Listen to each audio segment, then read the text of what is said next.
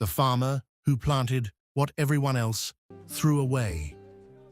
Everyone in the village thought the farmer was wasting his time until the day they discovered what was growing in his field.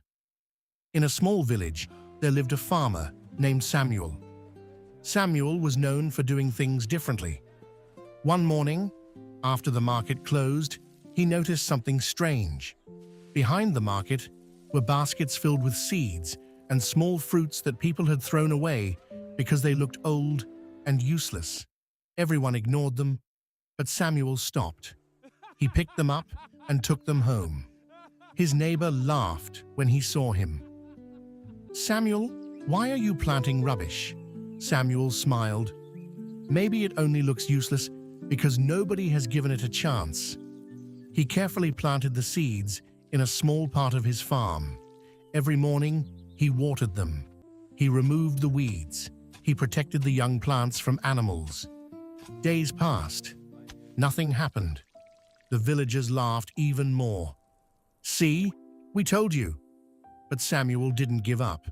Then one morning, tiny green leaves appeared from the soil. Weeks later, the plants became strong. And when harvest season came, Samuel's little field was filled with beautiful, healthy crops. The same people who had laughed at him now stood around his farm in amazement. One of them asked, "How did you know those seeds would grow?" Samuel smiled and said, "I didn't know. I simply believed they deserved a chance." And that day, the villagers learned an important lesson. Sometimes, people throw things away because they cannot see their value. But with patience, care, and faith, something that looks worthless today can become tomorrow's greatest harvest. Nature teaches us, never be too quick to reject what others have given up on.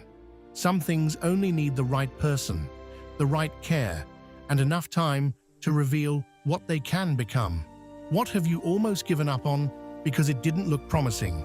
Follow AgroNexus for more stories where farming teaches us powerful lessons about life. Until our next story, keep growing.